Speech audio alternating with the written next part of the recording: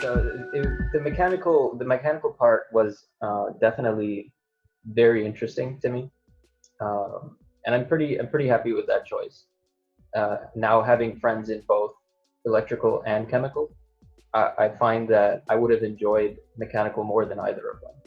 Yeah, for sure. That's definitely true. Because I used to see people in electrical and chemical, and it felt weird what they always studied, and it's like And ours did. was more broad. Like Yeah, yeah. mechanical was really broad because half of the times we used to see like chemical people doing stuff, and it's like I was like we did this, like we did, at least we didn't go deep like you guys are doing, but at least we touched upon it. Same thing Hmm. with electrical. I think we had like till now we had like two courses, right? There was one in intro to the electrical. It The one Yes, was in third year, or no, there was one in the first year, and there was yeah, one and then in second year, I think. second year. Yeah, second, second oh, year. second. Yeah, it was given the electric circuits and machines. I mean, Yeah. that's enough electricity that we need to know, I guess. It's like we get to kind of test the waters for each field, right? Mm-hmm. But in chemical, they didn't really get an exposure to what we do Yeah, to see if they would like it. But when we have these, like, the effectiveness of these courses is questionable all the time. But once we kind of figure out that, oh, this is what they're studying, if it interests you, you can pursue it afterwards. It's very easy because you already have, like, somewhat of a basic idea of what they're doing. Yeah. And I think they missed out a little bit, at least in our school, with those other two divisions.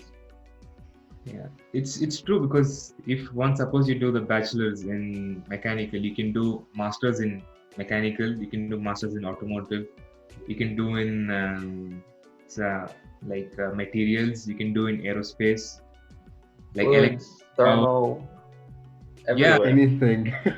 you can Yeah, do it. literally anything. Yeah, like it's literally all the engineering that is there out. You can do it in any one of them. Like, Yeah. I mean, you also would know, like, you would go into mechanical thinking that you want to do something, but during the 3 or 4 years, you realize something that you really like. And yeah, that's where we are now. Like, you didn't like bio, or you Yeah. couldn't like bio, but here you are doing biology in your PhD. Yeah. So, yeah, what goes around comes around. Yeah, for sure, for sure. Yeah.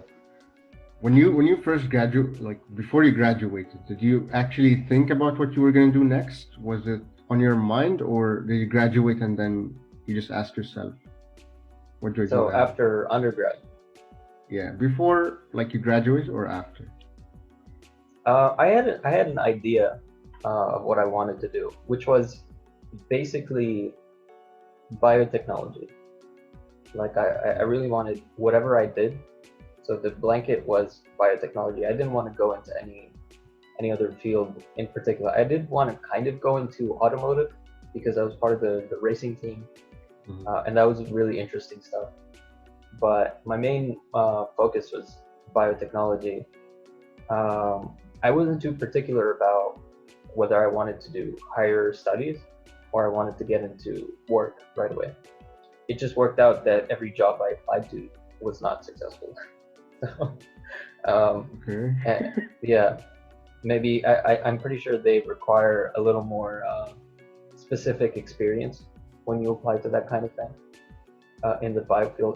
Like, that's just my experience, and also in the region of UAE, so they're not too hot on Yeah. this stuff.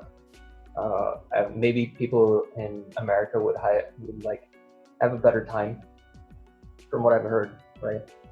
But I also applied to a bunch of grad schools, and they were all for biotech. Yeah, and then some of them were master's programs where they don't take straight into PhD, and then some of them were PhD programs, and this was one of the ones that accepted me. So uh, it's a pretty good path. Which all countries did you apply to, like for your grad school, masters and PhD? Off the top of my head, I think I applied to UAE. I applied to KU, Khalifa University. They have a really strong uh, program for, what was it, for masters. Well Like funded. 50, I think it was electrical, and then you could choose subjects that were for biology, like biomedical engineering, like really interesting subjects. Yeah, that was nice. That was a good program. That Australia, I applied to 2 universities in Australia. I don't think I applied to Pakistan. Yeah. for varying reasons. I mean, But, why? But why would you apply? I mean, you could have applied for backup, but then like yeah, so I could have. Why did you want to go back? Time was definitely something I was considering, because my at least maybe you guys have the same experience. Our transcripts come out in like July, like mid-July, and by that time, everyone back home is already getting acceptances, so that timeline was a bit off for me. But other than that, it was, in my opinion, they weren't too hot on biomedical engineering, from what I could tell. Like it was there, everyone offers it, but where do you go with it after that is really not clear. And that's where the country you're applying to plays a pretty big role in whatever field you're applying to, at least nowadays, because you can have a much easier time integrating into the workforce in that country than you would studying in another country and aiming to go to another country after that, right? So if you're in Germany, it's a lot easier for you to just slide into the German workforce for whatever field and go from there than it is for you to obviously graduate from Pakistan and then go. Obviously, a lot of people do that. A lot of people find success doing that when they're at the top of their game, but it's just kind of easier. I guess it's an easier path to see what country is doing good in the field that you like, and then just kind of slide in there, from education. Another thing is, like, once you're there in the country, you would know if you want to live there or not. Oh yeah, that's another thing. Like, for sure.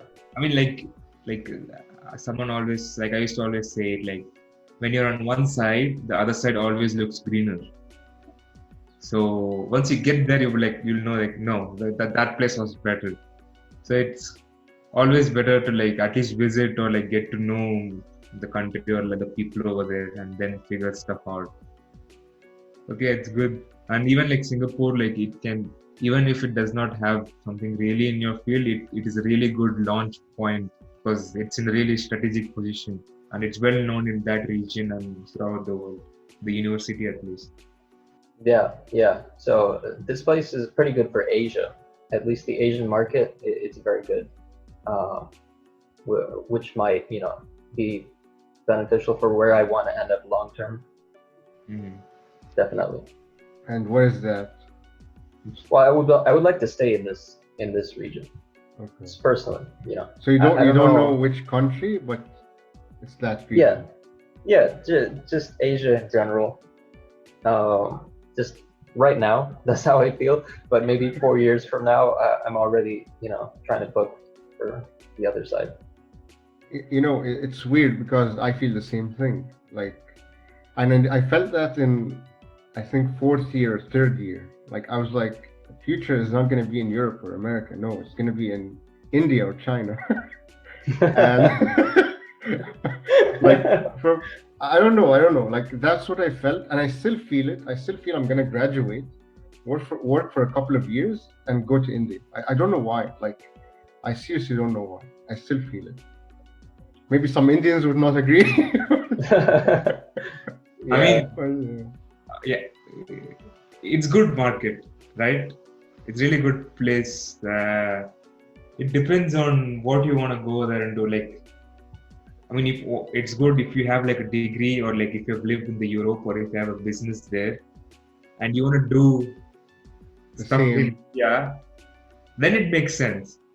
If you directly go there, like, it's really weird. Like, you need to know people there. Even like for me, it's gonna be difficult. Like, for me, I'm Indian. Imagine for you. Yeah, that's why I have a lot of Indian friends. Okay. Listeners, after listening to this episode, don't talk to Abdu, yeah? Oh my goodness.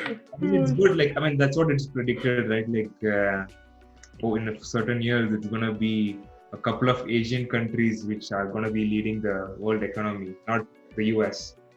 Malaysia. So, Malaysia. yeah, like Malaysia, everything is good, but then like you have no idea the amount of corruption in these countries. So Oh yeah. Yeah.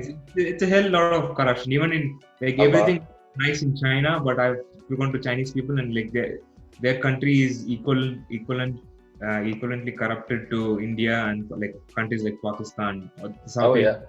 yeah. It's really equally corrupted. It's very bad. It's very bad. Yeah, I think that's common theme with these developing kind of economies. Well, I don't know if they still count as developing economies, right? Because they're so big.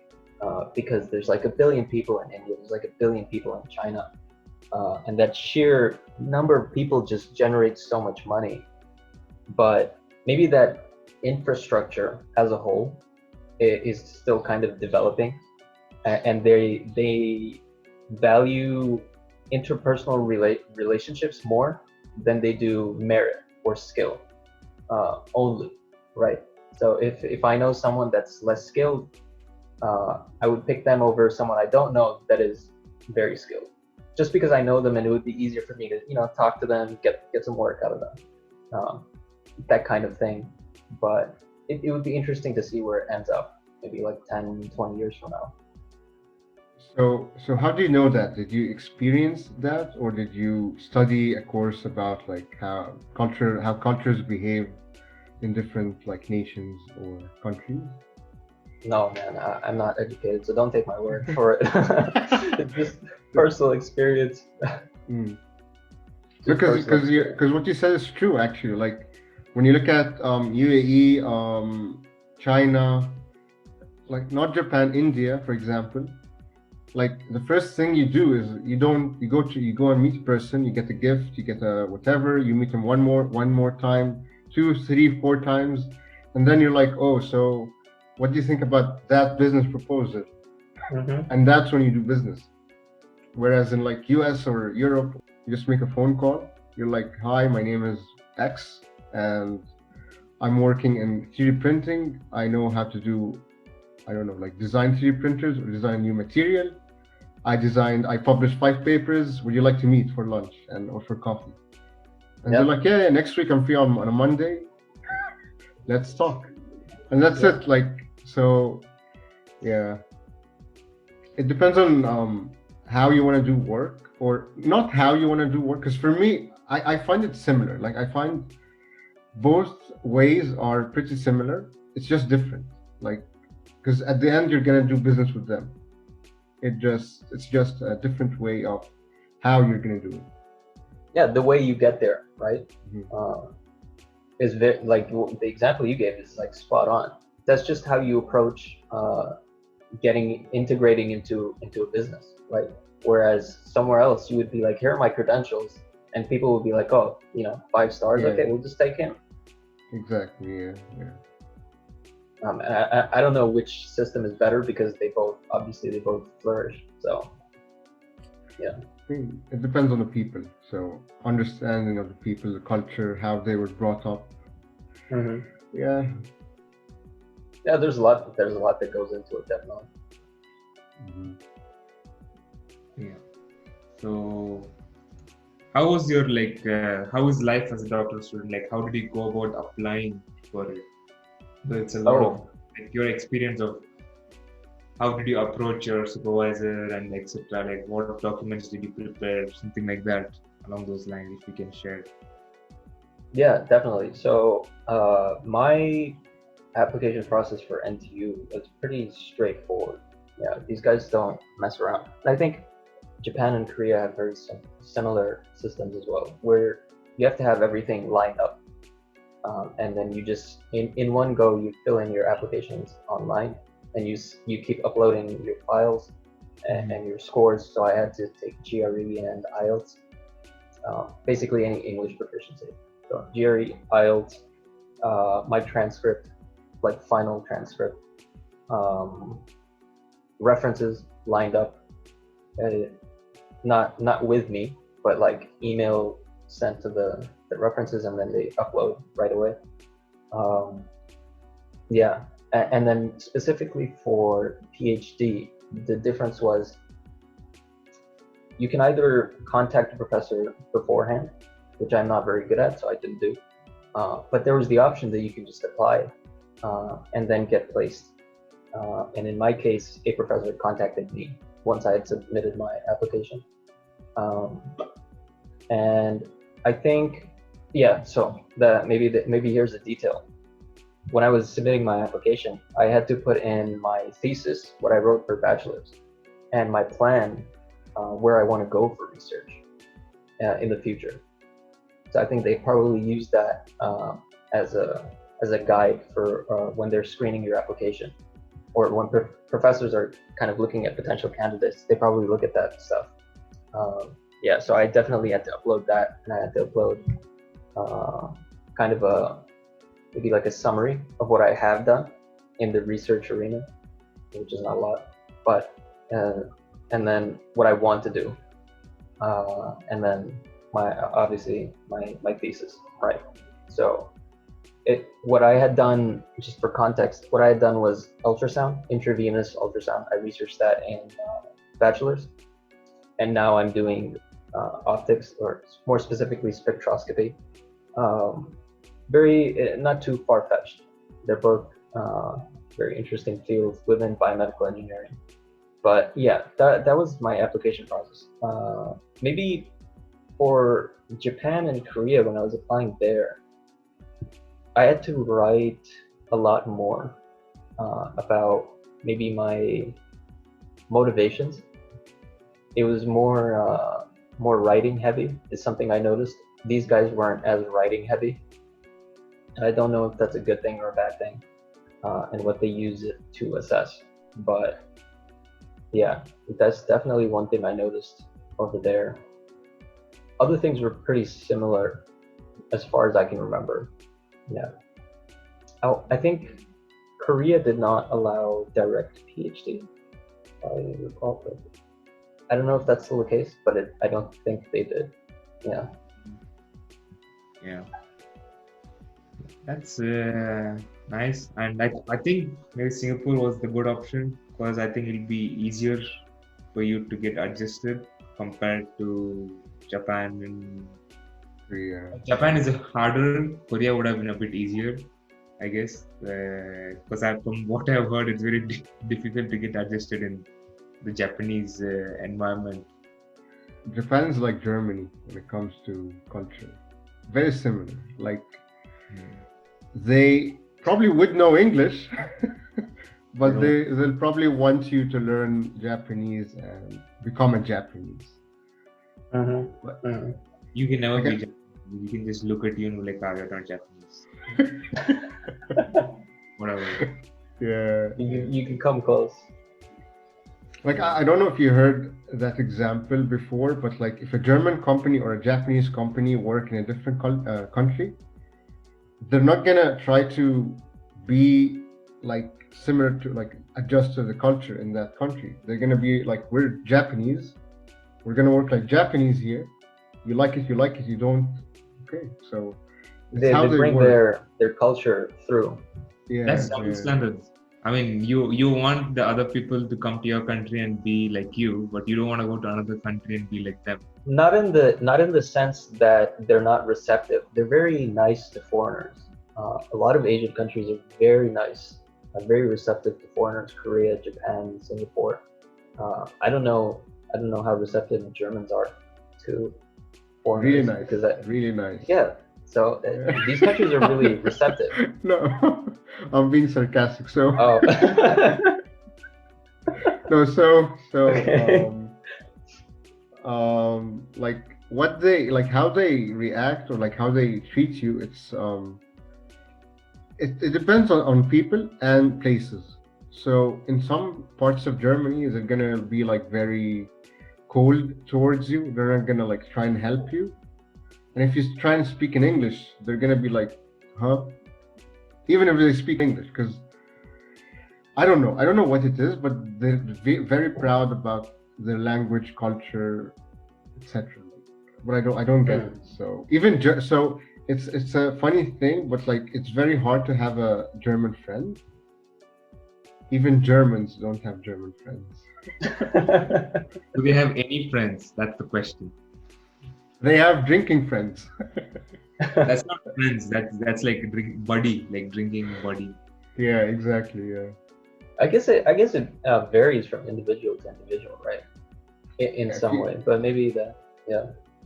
if you're a German who has like a I don't know a German dad but a French mom, then you're different. Then you're different. Like any German parent and a foreigner, like who gets married to a foreigner, that brings a whole like a different mindset because personality and mindset. Like I've experienced this more than one time, and I'm sure Fardan has as well. Definitely, 100%. And even Oh, even the people who have like Germans who have like who are originally from a particular city or place, and if they go out to study, like they don't stay in the same city. Like they move. Like if you move from Stuttgart, you move to like Munich, or from Munich to like some other place like Frankfurt or whatever. They are also different because they're moving to a different place with slightly different personality there. Because I think the personalities within Germany also keeps changing. Like mhm. particular city of people from city, I feel they're also quite different, and like they're also very different if they have at least taken like one exchange semester outside of Germany. Then those people are also different because you're seeing people from other cultures, and once you see them, like you interact with them, like They you're become more receptive. you're prone to change. Right, right. I guess that's true for a lot of countries, right? So the Yeah. people that have been exposed to international culture are generally more accepting, more easygoing uh, than people that haven't been exposed to it. I mean, like you can take our example. Like we don't have to go anywhere. We had international people where we were. That's true. Yeah. That's true. That was one place where we had more advantage. But still, we wanted to leave. That's another case. Yeah, none of us So stayed in UAE. yeah. So Malik, since you spoke about like your part of your application was writing about your future plans after PhD. What were those, and did it change? Yeah, so this is something they ask you in the interview. I got asked this twice, actually, in both interviews that I had to do. So definitely something you should give consideration to. For me, I didn't want to continue with research. PhD was more like a stepping stone for me to get the highest level of education in a biomedical field and then move into industry, if not my own kind of venture. But I had a pretty clear goal in mind while I was writing my application, and I got that across. And even in the interviews, when they asked me, I was clear. So not like if I get a position in your university after I finish up, I'll just work there. If I don't, I'll leave. No, you have to be pretty firm with your direction. You don't have to be like, I don't know how to describe it. You don't have to be adamant, like, this is what I'm going to do. But you kind of have to have an idea, like, this is where I'd like to be 5 years from now. I don't see myself as a research associate 5 years from now. I see myself as a consultant in a, like a lens company, for example, something like that. And that's what I'm working towards now. And that you can, once you have that in your mind, it's a lot easier for you to convey that in an interview and in writing as well. Definitely. Yeah. So to answer your question, finally, it was to go into industry after my PhD. Yeah, to work as a consultant. Okay. Do you have any final like suggestions to people, like what they can work on, and like especially during times of pandemic, how can they improve themselves so that once it's over they could come out as like better people, Better people. Ooh. better well equipped to take on like some of the jobs that they always wanted to get in, what they could work on. In my experience, probably pursue projects that are interesting on your own. Like, don't be afraid that you won't be able to use that, because people appreciate when you can talk about these projects, especially coming back to interviews where they ask you what you do in your free time. That was another question. It's like, how do you spend your free time? What are your hobbies? And if you say like, oh, I love reading thermodynamics books and fluid dynamics books, it's obviously the wrong answer. That's not the answer they're looking for, because it's not even cliche at this point. It's just like, there's no way you do this, right? Like, so when I answered that, I was like, I like physical fitness and I like drawing. And that seemed to be pretty acceptable answers. Like, okay, you spend your time in some sort of creative way. And it doesn't have to be those two things. But you can say, for example, especially with this pandemic, you can pick up coding in any language, which helps a lot. I use coding even now at the start of my program. You can pick up any language and work on projects, and once you start getting familiarized with them, you can talk about them. If you've done a project, for me, for example, if I'd done a project in optics, 100%, I would be able to talk about that project, and it would make me a stronger candidate because I've pursued it and I know everything within my project, and kind of that. So that would be my main advice: is just pursue projects where you think you would be interested in going. Just work towards them, because even if it doesn't work out, even if it's not a spectacular and Nobel Prize winning project at the end of the day, you can talk about it and you have that experience, and that's invaluable in my experience. Yeah, definitely.